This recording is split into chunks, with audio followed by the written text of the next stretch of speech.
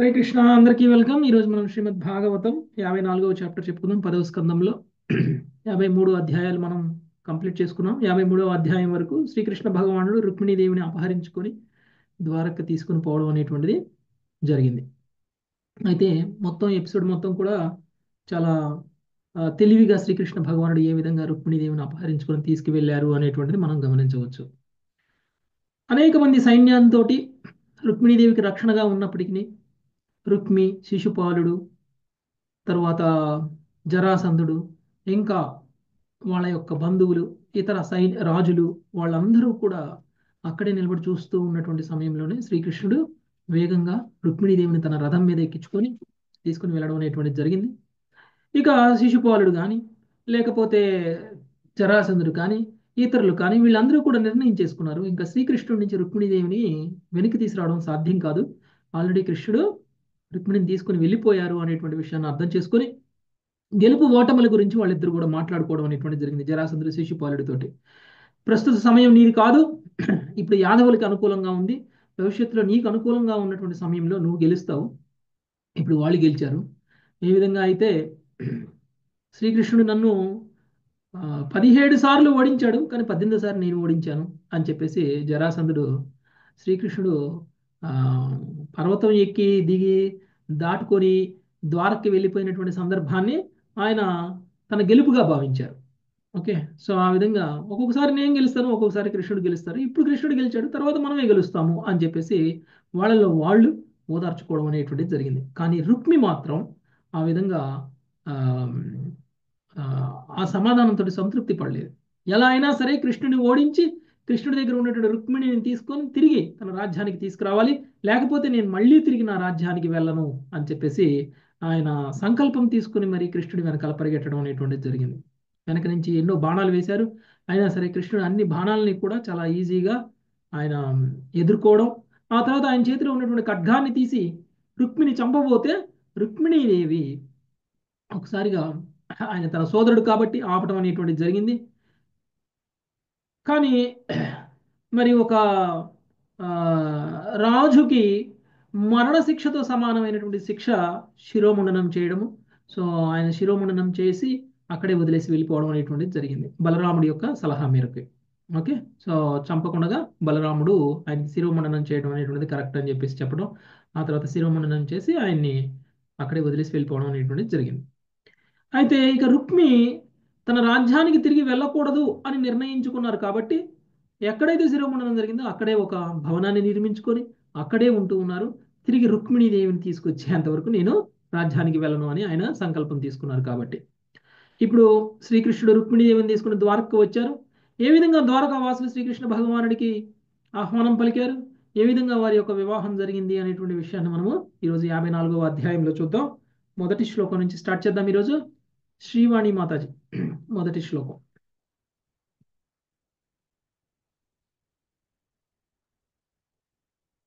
నరసింహారావు ప్రభుజీ.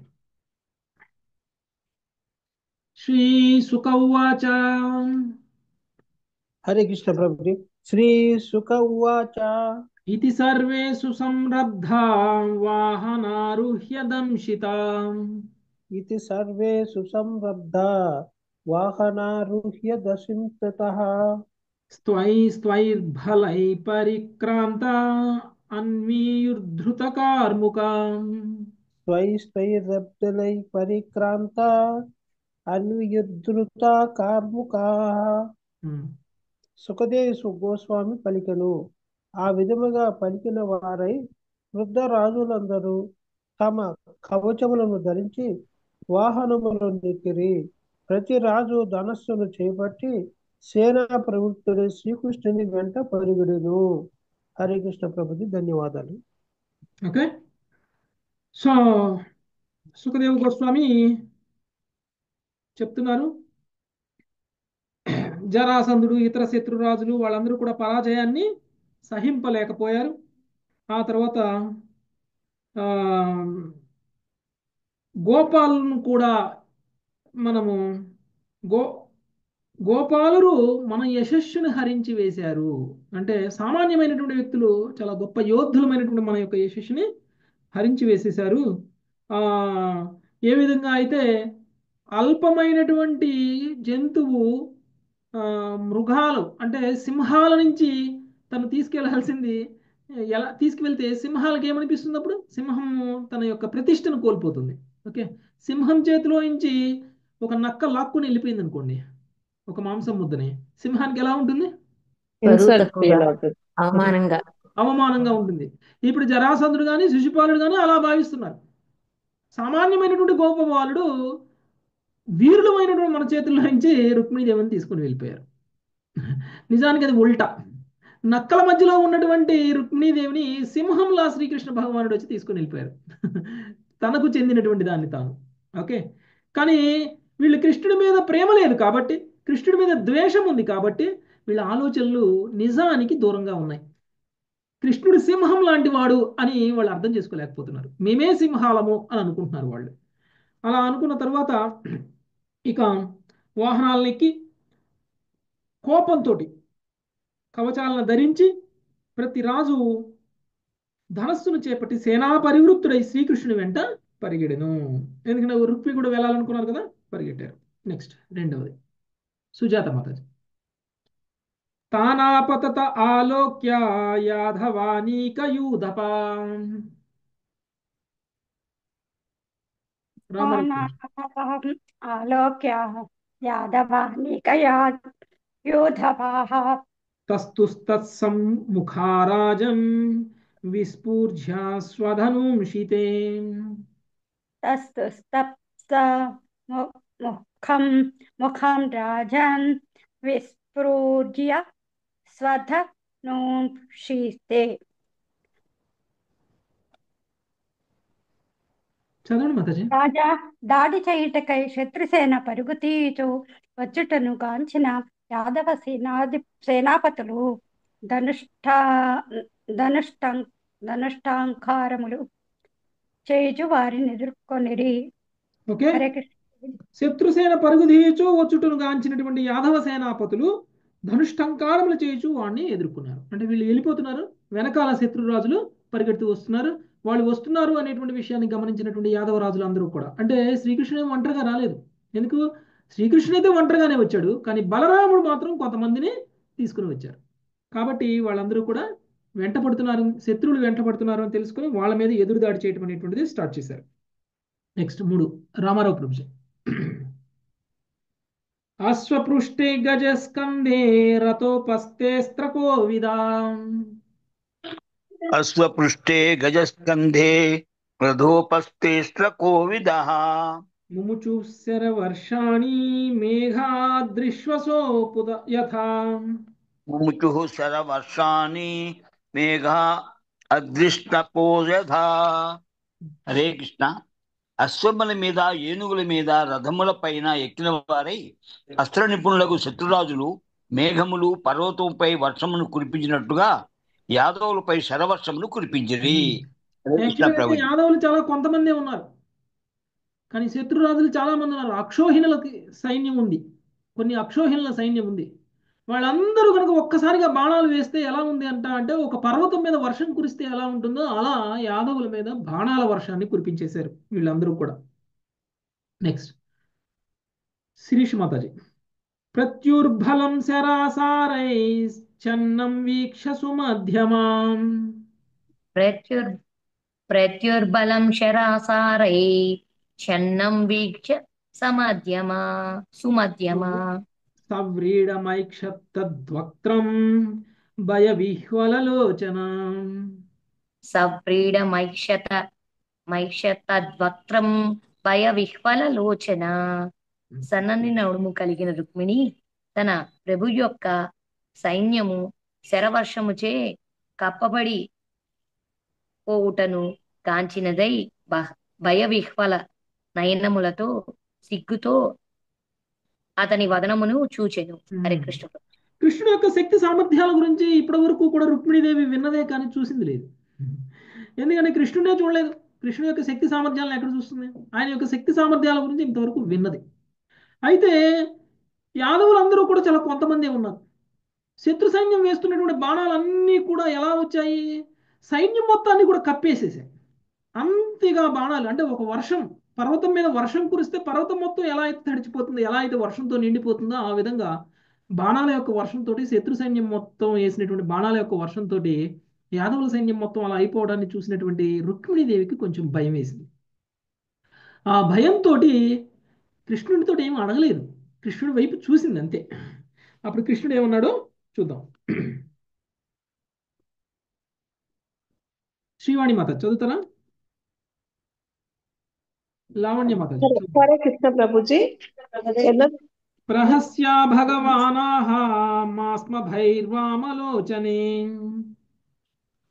రహస్య భగవానాః మాస్మ భైర్వామలోచనే వినజక్ష్యత్యదునైవైత్ అత్థావకై శాత్రవం బలం. వినజక్షత్యదువనైవై అత్తావకై శాస్త్రవం బలం. దానికి భగవానుడు నవ్వుచు, ఓ వామలోచన, భయపడవలదు. ఈ శత్రుబలము నీ సైన్యం చే నశింపబడనున్నది అని పలికి ఆమెకు ఆశ్వాసమొసగెను. భాష్యము.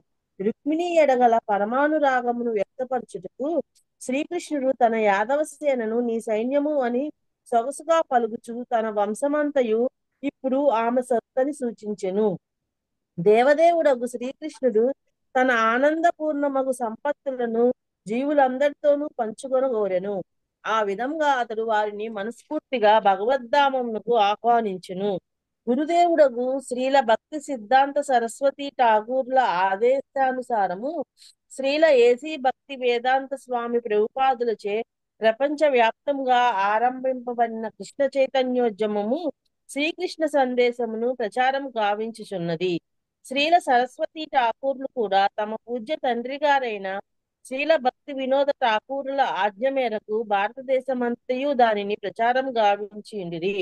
నన్ను స్మరింపుము, నన్ను సేవింపుము, నా చెంతకు చేరి భగవద్ధామమునకు చెందిన అపారమగు ఐశ్వర్యమునకు భాగస్వామివి కమ్ము అనున్నది శ్రీకృష్ణుని సందేశము. హరే కృష్ణ ప్రభుజీ. సో శ్రీకృష్ణుడు రుక్మిణీదేవిని ఉద్దేశించి ఆమె మీద అనురాగాన్ని ప్రదర్శిస్తూ, నువ్వేం భయపడాల్సిన అవసరం లేదు, నీ సైన్యం ఏమీ నశించదు, నీ సైన్యము శత్రు సైన్యాన్ని నశింపజేస్తుంది.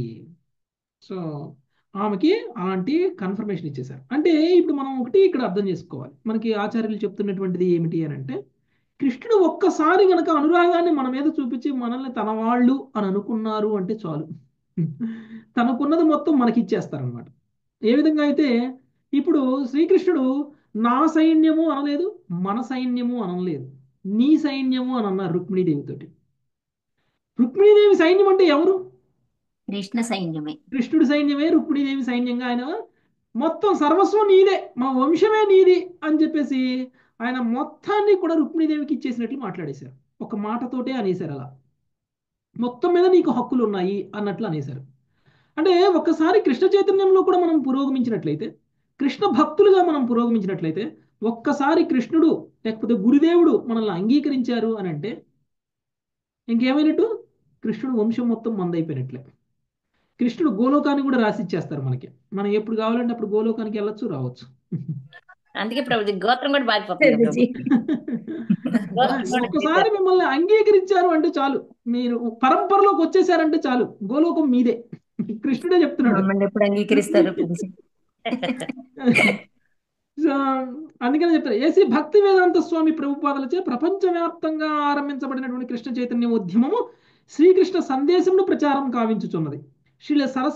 శ్రీల సరస్వతి ఠాకూర్లు కూడా తమ పూజనీయుడైనటువంటి తండ్రి గారైన శ్రీల భక్తి వినోద ఠాకూర్ల ఆజ్ఞ మేరకు భారతదేశం అంతయు దాన్ని ప్రచారం కావించి ఉండిరి. నన్ను స్మరింపుము, నన్ను సేవింపుము, నా చెంతకు చేరి భగవద్ధామమున చెందినటువంటి అపారముగు ఐశ్వర్యముకు భాగస్వామిము కమ్ము. ఎందుకు రమ్మన్నారు? నన్నే పూజించు, నన్నే అర్చించు, నాకే నమస్కరించు, నాకే పూజలు చెయ్యి, నన్నే కొలువు అని చెప్పేసి ఎందుకు చెప్తున్నారు కృష్ణుడు?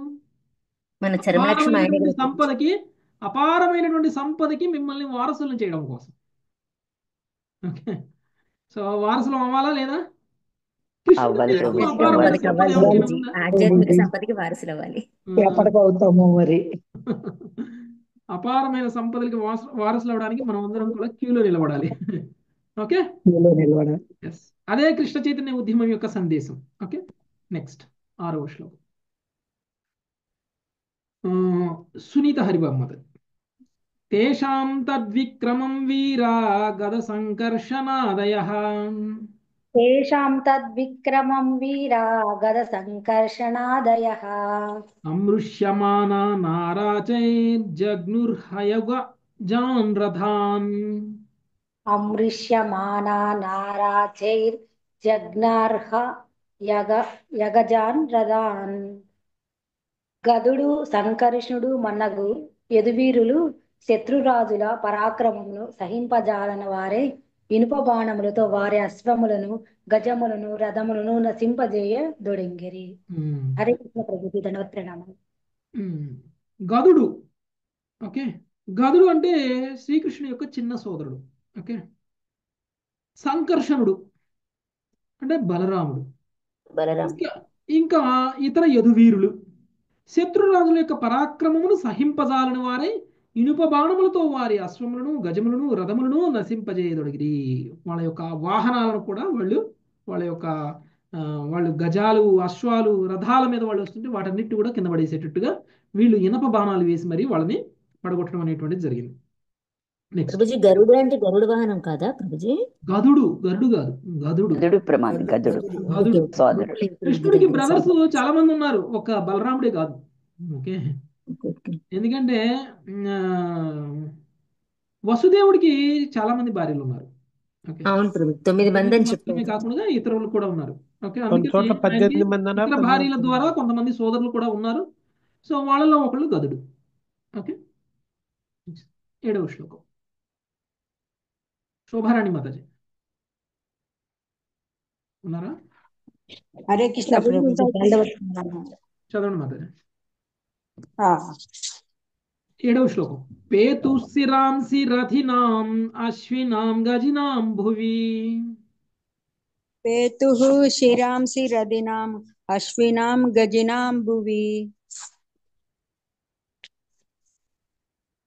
సకుండల కిరీటాని సోష్ణీషాని చ కోటిశః. సకుండల కిరీటాని సోష్ణీషాని చ కోటిశః. రథములు అశ్వములు గజముల నెక్కి యుద్ధము చేయుచున్నట్టి సైనికుల శిరములు కోట్ల సంఖ్యలో నేల రాలినవి.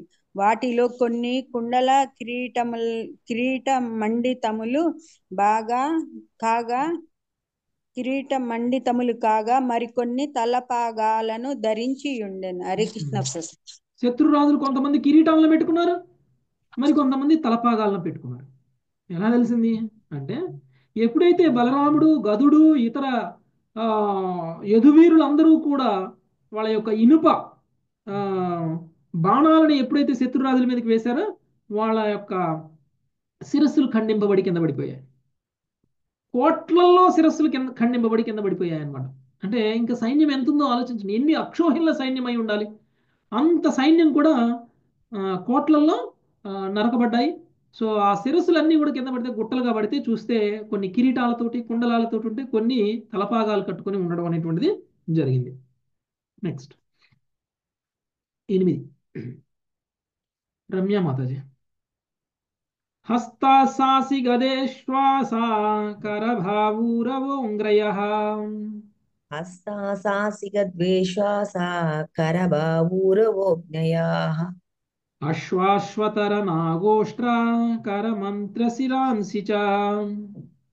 అశ్వాశ్వతర నాగోష్ట కరమర్తశిరాంసి చ. తొడలు కాళ్ళు అరచేతులు వాటితో పాటు ఖడ్గములు గదలు ధనస్సులను పట్టుకుని హస్తములు వాటితో పాటు హస్వములు గాడిదలు ఏనుగులు ఒంటెలు అడవి గాడిదలు మానవుల యొక్క శిరములు చెల్లాచెదురుగా పడినవి. భాష్యము. కరబ అను పదము చేతి మణికట్టు నుండి వ్రేలి మూలము వరకు గల భాగం అరచేయిని సూచించును. ఈ పదము ఏనుగు తొండమును కూడా సూచించును. ఆ విధముగా రణరంగమున పడియున్నట్టి తొడలు ఏనుగుల తొండములను పోలినవని శ్లోకార్థం చెప్పుకొనవచ్చును. హరే కృష్ణ. ఓకే, సో కొంతమందికి శిరస్సులు కట్ అయిపోతే కొంతమందికి చేతులు కాళ్ళు అన్ని కూడా తెగిపడిపోయాయి. ఓకే, సో ఈ విధంగా అంటే కరము అని అంటే ఈ అరచేతి భాగం, సో అంతవరకు కూడా తెగిపోయి పడిపోయి ఉన్నాయి. గుట్టలు గుట్టలుగా పడిపోయి ఉన్నాయన్నమాట శత్రు సైన్యం యొక్క వివిధ శరీర భాగాలన్నీ కూడా. నెక్స్ట్ 9వ శ్లోకం. ప్రమీల మాతాజీ. హన్యమాల బలానీకా వృష్టిభిర్జయకాంక్షిభిః హన్యమాన బలానీకా వృష్టిభిర్జయకాంక్షిభిః రాజానో విముఖా జగ్మూర్జరాసంధ పురఃసరాం రాజానో విముఖా జగ్మూర్జరాసంధపురం పురంసరః. జయకాంక్షితులకు యాదవులచే తమ సేన నశింపబడుటను గాంచిన జరాసంధాది రాజులు నిరుత్సాహంతో యుద్ధరంగమును విడిచిరి. భాష్యము. శిశుపాలుడు రుక్మిణి వివాహమాడకునెను. పరమానురక్తితో ఆమెను తన సొత్తుగా భావించి ఉండెను. ఆ విధముగా అతడు భార్యను కోల్పోయిన వ్యక్తి వలె చతికిలబడెను. హరే కృష్ణ ప్రభుజీ. సో తెలివైన వాడు వీళ్ళు అర్థం చేసుకున్నారు. జరాసంధుడు శిశుపాలుడు అర్థం చేసుకున్నారు. నేను ఇప్పుడు యుద్ధం చేసినా కానీ యాదవుల మీద గెలవడం కష్టము. యాదవులు చాలా బలాన్ని ప్రయోగిస్తున్నారు. కోట్ల మంది సైన్యాన్ని కూడా చంపేస్తున్నారు. ఇంకా మనం ముందుకు వెళ్ళి ఇంకా ఏదో చేయాలి అనేటువంటి ప్రయత్నం చేస్తే వాళ్ళు మనల్ని కూడా చంపేస్తారు అని అర్థం చేసుకున్నారు. వాళ్ళు వెనక్కి తిరిగారు, ఆగిపోయారు. ఇక శిశుపాలుడైతే ఆల్మోస్ట్ రుక్మిణీదేవిని తన భార్యగా భావించాడు. కాబట్టి తన భార్యను కోల్పోతే ఎలాంటి బాధను కలుగుతుందో అలాంటి బాధని రుక్మిణీదేవిని కోల్పోయినప్పుడు శిశుపాలుడికి బాధ కలిగి అక్కడే చతికిలబడిపోవడం అనేటువంటిది జరిగింది. అంటే వాళ్ళు డిసైడ్ అయిపోయారు, ఇంకా కృష్ణుడిని యాదవుల సైన్యాన్ని మనం ఏమీ చెయ్యలేము, వాళ్ళ నుంచి రుక్మిణీదేవిని విడిపించలేము అనేటువంటిది వాళ్ళకి అర్థమైపోయింది. నెక్స్ట్ 10వ శ్లోకం. మల్లీశ్వరి మాతాజీ.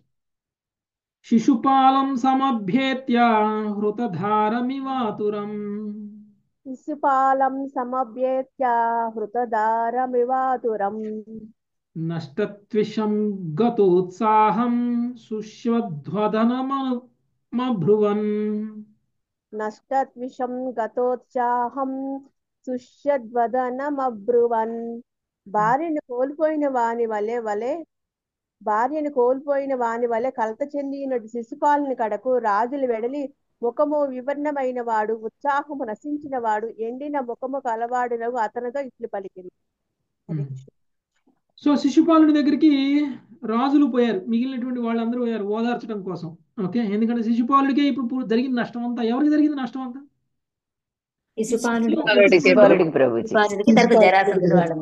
జరాసంధుడు. ఓకే, శిశుపాలుని సపోర్ట్ చేస్తున్నాడు.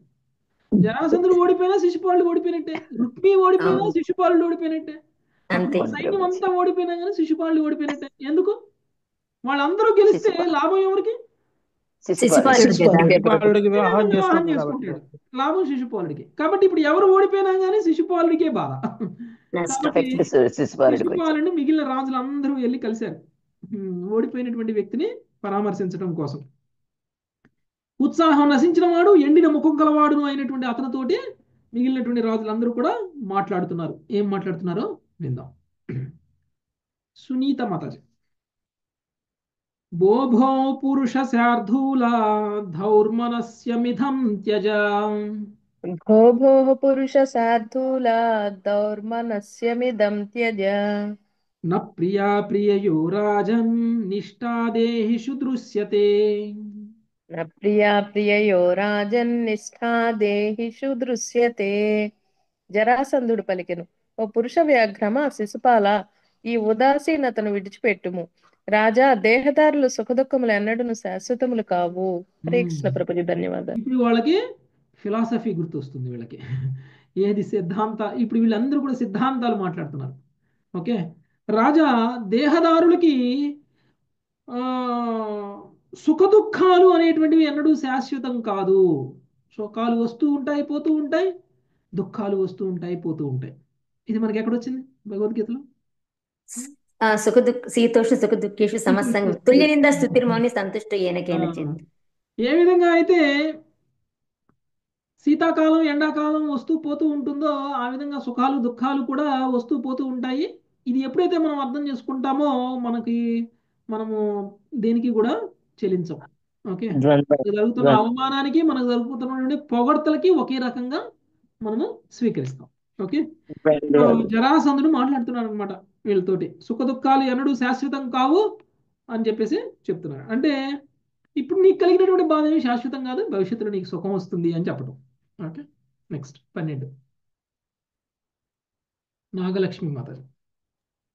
హరే కృష్ణ. ఆధారు మయీ యోషి తృత్యతే కుహకేచ్ఛయా యదా దారుమయీ యోషిత్నే తుచ్చే కుహకేచ్ఛయా ఏవమీశ్వర తంత్రోయం ఈహతే సుఖదుఃఖయో ఏవమీశ్వర తంత్రోయం మీహతే సుఖ దుఃఖయో. స్త్రీ బొమ్మలాడించు వాని ఇచ్ఛానుసారం నర్తించినట్లుగా భగవంతుని చే నియంత్రించబడినదై ఈ జగత్తు సుఖదుఖములకు లోనవుచుండును. భాష్యము. భగవంతుని ఇచ్ఛానుసారము జీవులకు వారి కర్మలకు తగిన ఫలములు వసగబడుచుండును. పరతత్వమును అవగతం చేసుకునిన వాడు దేవదేవుడగు అతనికి శరణుదొచ్చును. అట్టి వాడు భౌతిక అస్తిత్వంలో ఉన్నట్టి వానిగా భావింపబడడు. భౌతిక జగత్తులో యత్నము సలిపెడివాడు నిజమునకు భగవంతుడి సృష్టిని కొల్లగొట్టుటకు యత్నించుచున్న వారే కనుక తప్పక కర్మఫలములకు గురి కావాల్సి వచ్చింది.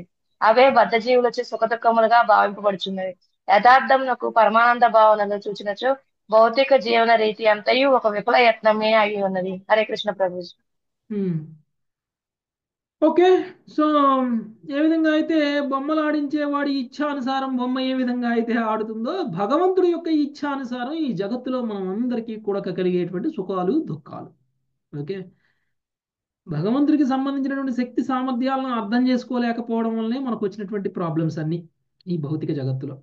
భగవంతుడు మనల్ని ఈ భౌతిక జగత్తులో పంపించింది సుఖపడమని చెప్పడం కోసం కాదు, ఆనందించమని చెప్పడం కోసం కాదు, లేదు అంటే ఇంద్రియ భోగం చేయమని చెప్పడం కోసం కాదు.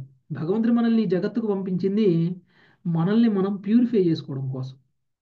మనము ప్యూరిఫై అవ్వకుండానే ఈ జగత్తు నుంచి మళ్ళీ తిరిగి వెళ్ళిపోయామనుకోండి, ఇంకొక శరీరం తీసుకొని మళ్ళీ ప్యూరిఫికేషన్ చేసుకునేటువంటి అవకాశం వచ్చేంతవరకు ఎదురు చూడాలి, మళ్ళీ మానవ శరీరం వచ్చేంతవరకు ఎదురు చూడాలి. అంతేకాని భౌతిక అస్తిత్వమే మనకున్నటువంటి సుఖాలకి దుఃఖాలకి కారణము అని అనుకొని, యాక్చువల్గా అయితే అది కరెక్టే, కానీ ఈ భౌతిక అస్తిత్వంతో దుఃఖాలు అనేటువంటివి లేకుండా సుఖాలు మాత్రమే ఉండాలి అని కోరుకోవడం అనేటువంటిది అది మూర్ఖత్వం. ఎందుకంటే మనం ఉండేదే ఈ భౌతిక అస్తిత్వంతో ఉన్నటువంటి ప్రదేశమే దుఃఖాలయం కాబట్టి. దుఃఖాలయంలో దుఃఖాలే ఎప్పుడు ఉంటాయి. ఏదో కొంచెం ఉపశమనం కలిగినంత సమయంలో మనం సుఖాలను అనుభవిస్తున్నాము అని అనుకుంటున్నాం. యాక్చువల్గా దుఃఖం లేని సమయము మనకి సుఖంగా అనిపిస్తుంది, కానీ మనం అనుభవించేటువంటి సుఖం కూడా అదంత పెద్ద సుఖమేం కాదు. నిజానికి అది మనకి పనిష్మెంట్. ఓకే, ఒక ఒక ఒక జైల్లో ఒక ఖైదీని ఒక దోమలు కుట్టేటువంటి గదిలో నుంచి తీసుకెళ్ళి ఇంకో గదిలో పెడితే సుఖపడుతున్నట్ల? అది కూడా జైలే. అది కూడా జైలే. నేను సుఖపడిపోతున్నా, ఇంతకు ముందు నాకు దోమలు కుడుతున్నాయి అక్కడ, ఇప్పుడు నాకు దోమలు కుట్టట్లేదు ఇక్కడ అంటే ఏదైనా ఒకటే ప్రభుజీ. లేదంటే ఏసీ లేని జైల్లో నుంచి తీసుకెళ్లి ఏసీ ఉన్న జైల్లో పెడితే సుఖపడుతున్నట్ట? కాదు అది కూడా కొంతమందికి ఏసీలు ఉన్నాయి, వసతులు ఎక్కువగా ఉంటుంది, అంతేగాని అది కూడా జైలే. కొంతమందికి ఏసీలు ఉన్నాయి, కొంతమందికి ఏసీలు లేవు, అంతే తేడా. కొంతమంది ధనవంతుడు పేదవాళ్ళగా అంతే తేడా. కాకపోతే మొత్తం మీద అందరం జైల్లోనే ఉన్నాం, బంగారు సంఖ్యలతోటో లేకపోతే ఇనప సంఖ్యలతోటో, ఏదో ఒక సంఖ్యలతోటే ఉన్నాం మనం అందరం. కాకపోతే అది మనం అర్థం చేసుకోలేకపోతున్నాం. బంగారు సంఖ్యలతో ఉన్న వాళ్ళు ఆహా బంగారం ఓహో బంగారం అనుకుంటున్నారు అంతే. ఓకే, నాకు బంగారు సంఖ్యలు ఉన్నాయి అనుకుంటున్నాడు. కాబట్టి భౌతిక జీవనం అనేటువంటిదే అలాంటిది.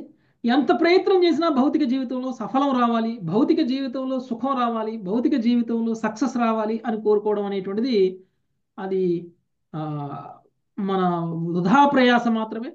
ఒకవేళ మీకు సక్సెస్ వచ్చినా మీకు ఫెయిల్యూర్ వచ్చినా ఇదంతా కూడా పూర్వజన్మ కర్మ ఫలితాల ఆధారంగాను, లేకపోతే ఈ జన్మలో మనం చేసుకున్నటువంటి ఇతర కర్మల ఫలితాల ఆధారంగాను మాత్రమే జరుగుతుంది తప్ప మన శ్రమ ఆధారంగా జరగదు. ఓకే, ఎక్కువ కష్టపడ్డాం కాబట్టి ఎక్కువ లాభం వచ్చింది, తక్కువ కష్టపడ్డాం కాబట్టి తక్కువ లాభం వచ్చిందని కాదు. కొన్నిసార్లు సుఖాలు అనేటువంటివి ప్రయత్నం చేయకపోయినా వస్తాయి. ఎంత ప్రయత్నమో చేసి సుఖాల కోసం ప్రయత్నాలు చేస్తూ ఉంటే అసలు దుఃఖం కోసం ఎవరు ప్రయత్నం చేయరు. నాకు దుఃఖం కావాలి అని కష్టపడే వాళ్ళు ఎవరైనా ఉన్నారా? ఎవరు. కానీ దుఃఖాలు రాకుండా ఉంటాయా ఎవరి జీవితంలో అయినా? కష్టపడకపోయినా దుఃఖాలు వస్తున్నట్టు కష్టపడకపోయినా సుఖాలు వస్తాయి. కాకపోతే ఆ సుఖాలు వచ్చిన దాకా మనం ఎదురు చూడలేము అంతే. ఓకే. కాకపోతే మన మానవ ప్రయత్నం అనేటువంటిది ఏదైతే ఉందో అది మనం కృష్ణ చైతన్యంలో చేస్తూ ఉంటే మనకి ఎప్పుడూ కూడా ఈ సుఖాలు దుఃఖాలు అనేటువంటివి మనల్ని ప్రభావితం చేయవు. మనం ఎలాంటి స్థాయికి వెళ్ళాలి, సుఖాలను పొందాలి కష్టాలను పొందాలి అనేటువంటి స్థాయి నుంచి సుఖం వచ్చినా కష్టం వచ్చినా కానీ మనము మనల్ని ప్రభావితం చేయకుండా ఉండేటువంటి స్థాయికి వెళ్ళేటువంటి పరిస్థితిలో మనం ఉండాలి. ఈరోజు సుఖం వచ్చిందని సంతోషపడిపోవడం, రేపు కష్టం వచ్చిందని బాధపడిపోవడం, ఇలాంటి పరిస్థితుల్లో లేకుండా అది సుఖమే కానీ కష్టమే కానీ మనల్ని ఎలాగా ప్రభావితం చేయకూడదు. అలా మనం మారాలి. అది నిజమైనటువంటి జ్ఞానం. అంటే అలా మనం మారాలి తప్ప ఈ భౌతిక జీవితంలో మనము విఫల ప్రయత్నాలు చేసి సుఖాలనే పొందాలి కష్టాలనే వద్దు అనేటువంటి ప్రయత్నం చేయడం అనేటువంటిది చాలా మూర్ఖత్వం. ఓకే, నెక్స్ట్ 13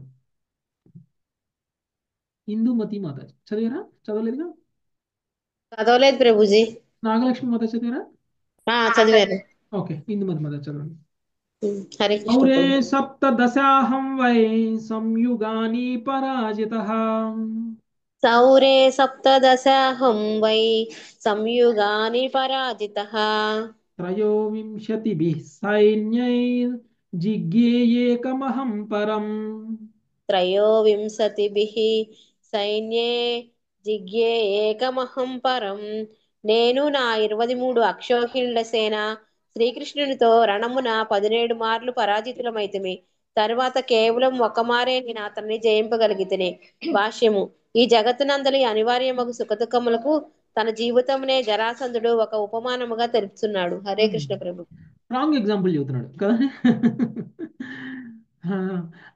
తెలివితేటలు ఎక్కువగా ఉన్నాయి అనుకొని చెప్తున్నాడు. కృష్ణుడిని నేను ఒకసారి ఓడించాను అని చెప్తున్నాడు.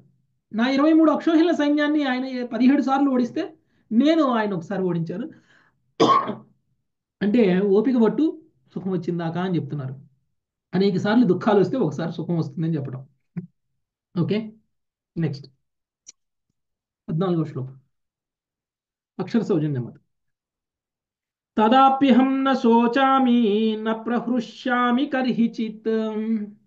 తదాకాశం శోచామి న ప్రహృష్యామి కర్హిచిత్. కాలేన దైవయుక్తేన జానన్ విద్రావితం జగత్. కాలేన దైవయుక్తేన జానన్ విద్రావితం జగత్. అయినను ఈ జగత్తు కాలముచే దైవముచే నడుపబడినని ఎరిగి ఉన్నందున నేనెన్నడూను దుఃఖించలేదు, సంతోషించలేదు. ప్రభుపాదుల వారి భాష్యం. భగవంతుడే ఈ జగత్తును నియంత్రించునని పలికినంతటా జరాసంధుడు దాని విశేష నియంత్రణ విధానమును వివరించుచున్నాడు. వైదిక సందర్భంలో కాలం అనున్నది కేవలము దినములు, వారములు, నెలలు, సంవత్సరములు వంటి కాలగణనమే గాక సమస్తము నడిచేడి విధానమును సూచించునని గుర్తించుకొనవలెను. ప్రతిదియు దైవాధీనమై నడుచుచున్నది.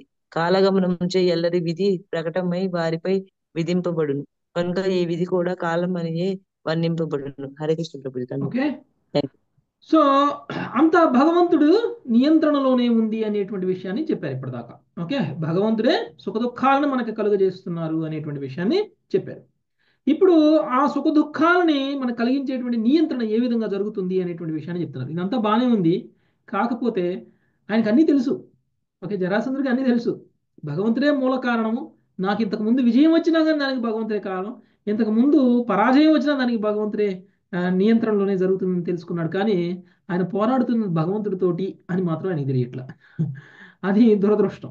ఎప్పుడైతే మనం భగవంతుడినే శత్రువుగా భావిస్తామో మన యొక్క జ్ఞానం అనేటువంటిది పూర్తిగా కోల్పోతాం, అజ్ఞానంలో ఉండిపోతాం. ఓకే, జరాసంధుడికి కూడా భగవంతుడికి సంబంధించినటువంటి నియామకం గురించి తెలుసు, ఆ నియంత్రణ ఎలా జరుగుతుందని తెలుసు, భగవంతుడి యొక్క గొప్పతనం తెలుసు, కానీ భగవంతుడిని గుర్తించలేకపోతున్నాడు. కృష్ణుడిని ఆయన గుర్తించలేకపోతున్నాడు. కాలము అనేటువంటిది కేవలం ఈ యొక్క నడిచేటువంటి నెలలు, వారాలు, దినాలు, సంవత్సరాలు మాత్రమే కాదు, ఏ విధంగా ఈ సమస్తము కూడా నిర్వహించబడుతుంది అనేటువంటిది కూడా కాలగమనం వల్లే జరుగుతుంది. Okay, so దైవాధీనమే నడుపుచున్నది. కాలగమనముచే ఎల్లరి విధి ప్రకటమై వారిపై విధింపబడును కనుక ఆ విధి కూడా కాలమనియే వర్ణింపబడును. విధివశాత్తు కొన్ని జరిగాయి అని అంటాం కదా మనం, అది కూడా కాలమే. ఓకే, ఎందుకంటే ఏ సమయం వచ్చినప్పుడు ఆ సమయంలో మనకి రావాల్సినటువంటి కర్మఫలాలన్నీ కూడా ఆటోమేటిక్గా వస్తూ ఉంటాయి, పోతూ ఉంటాయి. ఓకే, నెక్స్ట్ 15వ శ్లోకం. సర్వారాధ్య మాతాజీ. హరే కృష్ణ ప్రభుజీ. అధునాపి వయం సర్వే వీరయూత పయూతపా అధునాపి వయం సర్వే వీరయూధపయూధపః పరాజిత ఫల్గుతం త్రైర్యదుభిః కృష్ణపాలితై. పరాజితః ఫల్గుతనైర్యే అధుభిః కృష్ణపాలితః. వీర సేనాపతులకు మహాధిపతులమగు మనం ఇప్పుడు కృష్ణ రక్షితులకు యాదవులు వారి అల్పసేనచే పరాజితులమైతిమి. Thank you Prabhuji. Okay, so వీరసేనాపతులకు మహాధిపతులమగు మనం ఇప్పుడు కృష్ణ రక్షితులకు యాదవులు వారి అల్పసేన చేయి పరాజితులమైతిమి. వాళ్ళు ఎంత, మనం ఎంత? వాళ్ళు చాలా అల్పులు, మనం వీరులు. వీరులమైనటువంటి మనం అల్పుల చేతిలో ఇప్పుడు ఓడిపోయాం మనము అని చెప్పుకుంటున్నారు వాళ్ళు. ఓకే, నెక్స్ట్ 16వ శ్లోకం. శ్రీవాణి మాతాజీ. రిపవో జిఘ్యురధునా కాల ఆత్మానుసారిణి. రిపవో జిఘ్యురధునా కాల ఆత్మానుసారిణి. తథా వయం విజేష్యామో యథా కాల ప్రదక్షిణః. తథా వయం విజేష్యామో యథా కాల ప్రదక్షిణః. కాలము మన శత్రువులకు అనుకూలముగా నున్న కారణం వారు ఇప్పుడు జయించింది, కానీ భవిష్యత్తులో కాలం మనకు శుభదాయకమైనప్పుడు మనము జయింపగలము. హరే కృష్ణ ప్రభుజీ. ప్రస్తుతం కాలం వాళ్ళకు అనుకూలంగా ఉంది. వాళ్ళకు అనుకూలంగా కాలం ఉన్నప్పుడు వాళ్ళు అల్ప బలాన్ని కలిగి ఉన్నప్పటికీ వాళ్ళు గెలుస్తారు.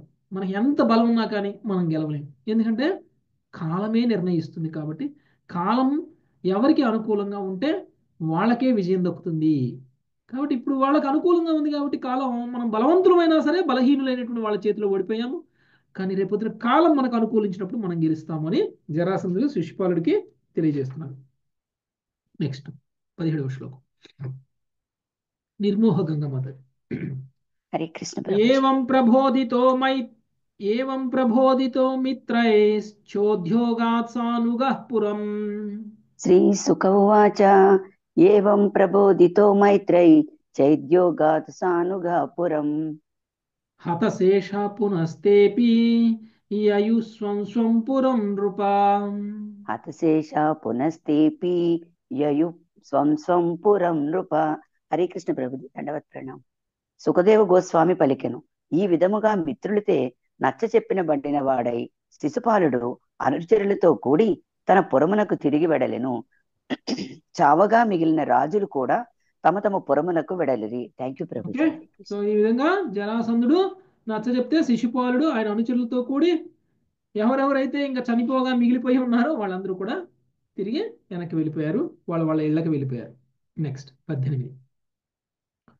శాశ్వత నారాయణ ప్రభు చదువుతారా?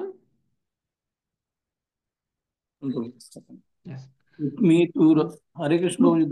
రాక్షసోద్వాహం కృష్ణద్విడసహం స్వసుః. రుక్మీతు రాక్షసోద్వాహం కృష్ణద్విడసహాన్ స్వసుః. పృష్ఠతోన్వఘమత్కృష్టం అక్షౌహిణ్యా వృతో బలి. పృష్ఠతోన్వగ సముత్కృష్టం అక్షౌహిణ్యా వృతో బలి. అయినను బలశాలి కృష్ణద్వేషినగు రుక్మి తన సోదరుని శ్రీకృష్ణుడు రాక్షస విధిని వివాహం చేసుకున్నటకు అపహరించిననడి విషయమును సహింపజాలని వాడే ఒక అక్షౌహిణి సేనతో ఆ దేవదేవుని వెంబడించెను. అయినను బలశాలి కృష్ణద్వేషి అగు రుక్మి తన సోదరిని శ్రీకృష్ణుడు రాక్షస విధిని వివాహం చేసుకున్నటకు అపహరించిననడి విషయము సహింపజాలని వాడై ఒక అక్షౌహిణి సేనతో ఆ దేవదేవుని వెంబడించింది. ఇంతమందిని యాక్చువల్గా మూర్ఖత్వం ఇది. ఇంతమంది వెంబడించినా కానీ కృష్ణుడు ఏమీ చేయలేకపోతే చాలా మంది వెనుదిరిగిన తర్వాత కూడా రుక్మి మాత్రం 23 అక్షౌహిణుల సైన్యం చేయలేని పని ఒక అక్షౌహిణి సైన్యం చేయగలదనుకొని ఆయన మాత్రం ఇంకా కృష్ణుడి వెంటనే పరిగెడుతున్నాడు. ఓకే, సో కృష్ణుడిని సంహరించాలి, తన సోదరిని మాత్రం తీసుకొని రావాలి. ఎందుకంటే కృష్ణుడికి రాక్షస విధిలో తన సోదరునికి వివాహం జరగడం కృష్ణుడితోటి తనకి ఇష్టం లేదు కాబట్టి. నెక్స్ట్ సునీత కంఠం నేను మాతాజీ. రుక్మ్యమర్షి సుసంరబ్ధ శృణ్వతాం సర్వభూభుజం. రుక్మ్యమర్షి సుసంరబ్ధః శృణ్వతాం సర్వభూభుజాం. ప్రతిజజ్ఞే మహాబాహుర్దంశితః శశరాసనః. ప్రతిజిఘ్నే మహాబాహుర్దంసితః ససరాసనః. అహత్వా సమరే కృష్ణం అప్రత్యూహ్య చ రుక్మిణీం. అహత్వా సమరే కృష్ణం అప్రత్యూహ్య చ రుక్మిణీం. కుండినం న ప్రవేక్ష్యామి సత్యమేతద్భవీమి వహాం. కుండినం న ప్రవేక్ష్యామి సత్యమేతద్బ్రవీమి వహ. భావము: మహాబాహువులు కలిగిన రుక్మి ఓర్పును కోల్పోయిన వాడు క్రుద్ధుడునై కవచమును ధరించి ధనుష్టంకారము చేయుచు రణమునందు శ్రీకృష్ణుని సంహరించి రుక్మిణిని వెంట తిరిగి తీసుకుని రానిచో నేను కుండినపురమున మరలా ప్రవేశించును. మీ ఎదుట నేను ఈ శపథము చేయుచున్నాను అను రాజులందరి సమక్షమున ప్రతిజ్ఞ చేసెను. భాష్యము: రుక్మి ఈ కోపపూరిత వాక్కులను పలికి పిదపరాభవ శ్లోకములలో వివరింపబడినట్లు శ్రీకృష్ణుని వెంబడించెను. హరే కృష్ణ ప్రభుజీ, ధన్యవాదాలు. మిగిలిన రాజులందరూ సహకరించకపోతే మీరందరూ వెళ్ళిపోండి, కానీ నేను మాత్రం వెనక తిరిగి రాను. నేను రావడం అంటూ జరిగితే రుక్మిణిని తీసుకొని వస్తాను తప్ప రుక్మిణిని తీసుకొని రాకపోతే నేను మళ్ళీ కూడా ఈ కుండలిపురానికి నేను రాను అని చెప్పేసి ఆయన ప్రతిజ్ఞ చేశారు రుక్మి. నెక్స్ట్ 21 అమృతమాత. ఇత్యుక్త్వా రథమారుహ్య సారథిం ప్రాహ సత్వరః. ఇత్యుక్త్వా రథమారుహ్య సారథిం ప్రాహ సత్వరః. చోదయాశ్వం యతః కృష్ణ సత్యమే సంయుగం భవేత్. చోదయాశ్వం యథా కృష్ణ తస్య మే సంయుగం భవేత్. హరే కృష్ణ ప్రభుజీ. ఈ విధముగా పలికిన వాడై అతడు రథమును నదిరోజించి సారథితో కృష్ణుడున్న చోటకు అశ్వములను వేగముగా నడుపుము, నేను వానితో యుద్ధము చేయవలసి ఉన్నది అని పలికెను. హరే కృష్ణ ప్రభుజీ. ఓకే, సో నేను మాత్రం కృష్ణుని వెంటాడతాను, కృష్ణుని ఓడించి రుక్మిణిని తీసుకొస్తాను అని చెప్పినటువంటి రుక్మి రథమెక్కి సారథితో కలిసి కృష్ణుడున్న చోటకి అశ్వాలను వేగంగా నడుపుతూ వానితో యుద్ధం చేయవలసి ఉన్నది అని సారథితో పలకడం అనేటువంటిది జరిగింది. ఓకే, దివ్యకృష్ణ మదత్ చదువుతారా? శ్లోకం వరకు చదవండి, నేను ట్రాన్స్లేషన్ చదువుతాను. దివ్యకృష్ణ మాతాజీ కృష్ణ ప్రభు. చదవగలరా? శ్లోకం వరకు చదువుతారా? నేను రిపీట్ చేస్తాను. ఎస్ ప్రభు. ఓకే, 22 అద్యాహం నిశితైర్బాణైర్గోపాలస్య సుధూర్మతే.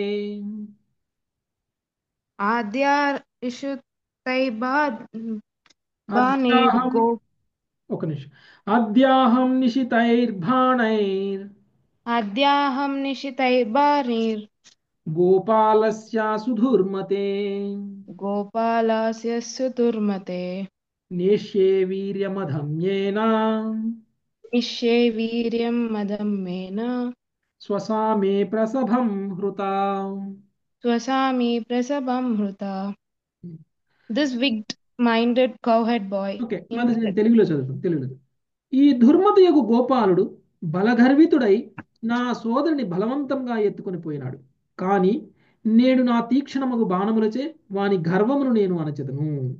భాష్యం: గోపాలస్య అను పదమునకు వాస్తవమునకు వేదరక్షకుడు అని, దుర్మతే అను పదమునకు దుష్టుల ఎడనైనను కరుణ కలిగినటువంటి చక్కని మనస్సు కలవాడు అని అర్థము ఉన్నట్లు శ్రీధర స్వామి వివరించింది. శ్రీకృష్ణుడితో పోరాడి మహావీరుడు అనడి అపోహ నుండి తాను నేడు విడవడినున్నాడనుట రుక్మి పలికిన దానికి నిజమైనటువంటి భావమని శ్రీల విశ్వనాథ చక్రవర్తి ఠాకూర్లు దానికి తమ వ్యాఖ్యానమును జోడించిరి. యాక్చువల్గా శ్రీకృష్ణుని ఉద్దేశించి ఈయన పరుషమైనటువంటి పదాలను వాడుతున్నారు.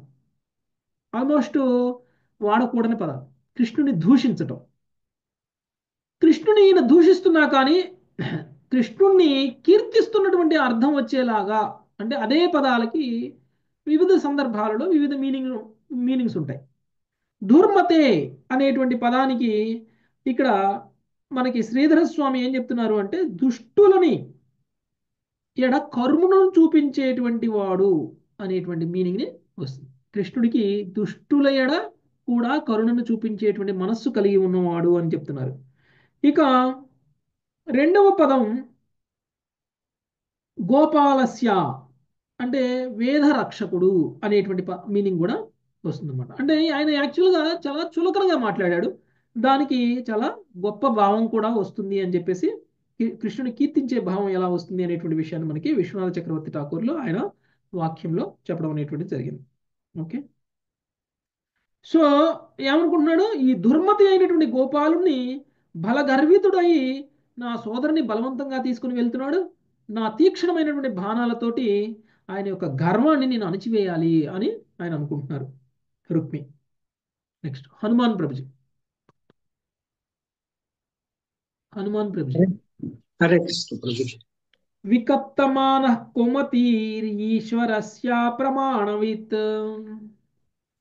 వికత్తమానః కుమతే ఈశ్వరస్య ప్రమాణవిత్ రథేనైకేన గోవిందం తిష్టతిష్టేత్యదాహ్వయత్ రథేనైకేన గోవిందం తిష్టతిష్టేత్యదాహ్వయత్.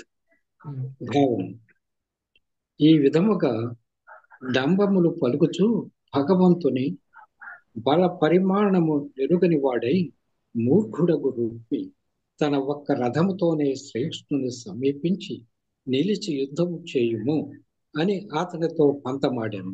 భాష్యము శేల ప్రభుపాదికి.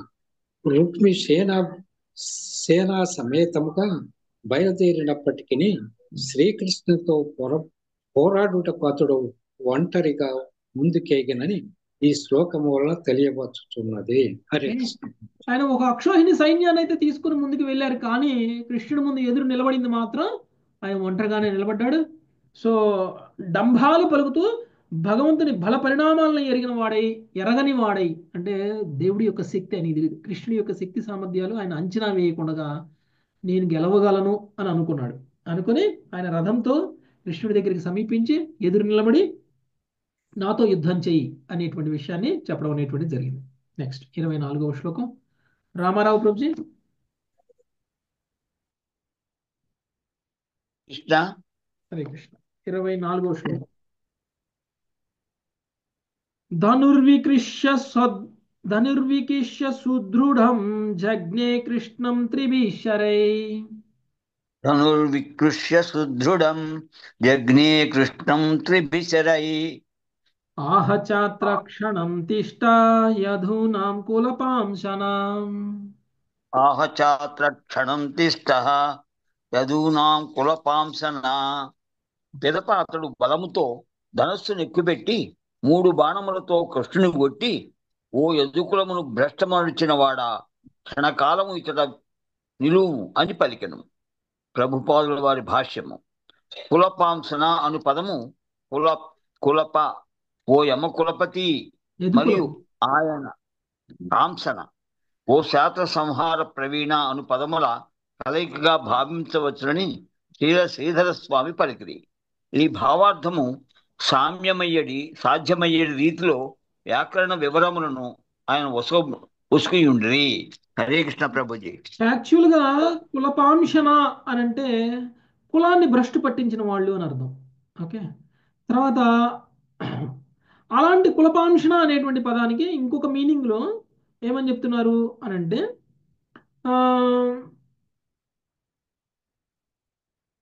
ఓ యదు కులపతి ఓ శాత్రవ సంహార ప్రవీణ. అంటే యదుకులపతివైన నువ్వు శత్రువులను సంహరించడానికి ప్రవీణతను కలిగి ఉన్నటువంటి వాడా అనేటువంటి మీనింగ్ లో కులపాంసన అనేటువంటి పదానికి మీనింగ్ చెప్పడం అనేటువంటి జరిగింది శ్రీధర స్వామి వారు. ఓకే, ఏమన్నాడు, కులాన్ని భ్రష్టు పట్టించిన వాడా, క్షణకాలం ఇచ్చట నిలిచి నాతో యుద్ధం చెయ్యి అని చెప్పేసి ఆయన ధనుస్సును ఎక్కిపెట్టి 3 బాణాలను కృష్ణుడి మీద కొట్టడం అనేటువంటిది జరిగింది. నెక్స్ట్ 25 నాగలక్ష్మి మాతజీ. యత్ర యాసి స్వసారం మే ముషిత్వాధ్వాం క్షవద్ధవిః.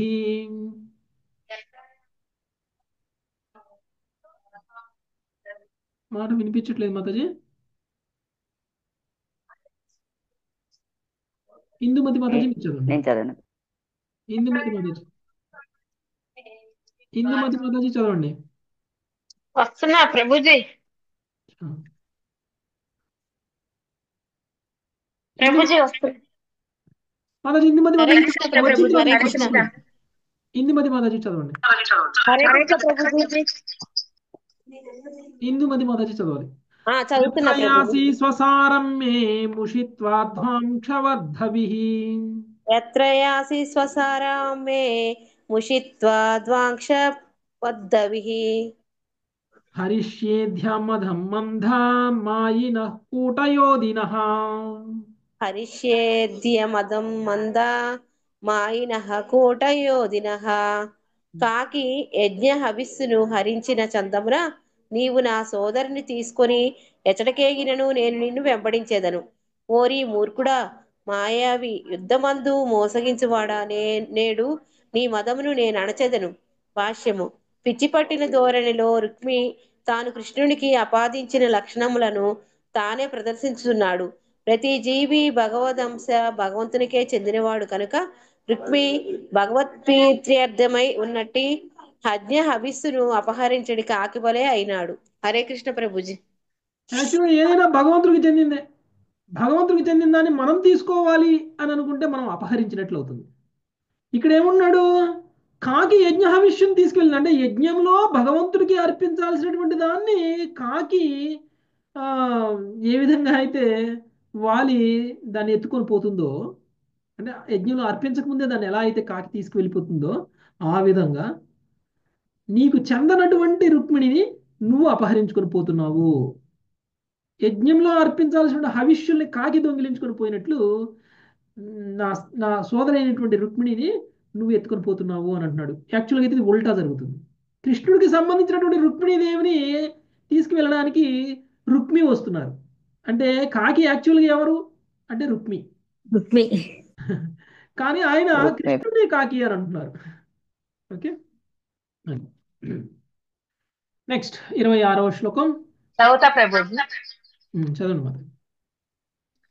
యావన్నమే హతో బాణై సైథా ముంచధారికాం యావన్నమే హతో బాణై సయీదా ముంచదారికాం స్మయన్ కృష్ణో ధనుశ్చిత్వా షడ్భిర్వివ్యాధరుక్మిణం స్మయన్ కృష్ణో ధనుచిత్వా షడ్భిర్వ్యాధ రుక్మిణిం. కనుక నీవు నా బాణములచే హతుడవై నేల రాలక మునిపే కన్యను విడువుము. దీనికి సమాధానముగా శ్రీకృష్ణుడు నవ్వుచు 6 బాణములతో వానిని కొట్టి వాని ధనస్సును విరిచాను. భాష్యము. నిజమునకు శ్రీకృష్ణుడు రుక్మిణితో కలిసి అందమైన పూలపానుపై సైనింప మన్నను సిగ్గుతో రుక్మిణి ఈ విషయంలో నేరుగా పేర్కొనలేదని శ్రీల విశ్వనాథ చక్రవర్తి ఠాగూర్లు పలికిరి. హరే కృష్ణ.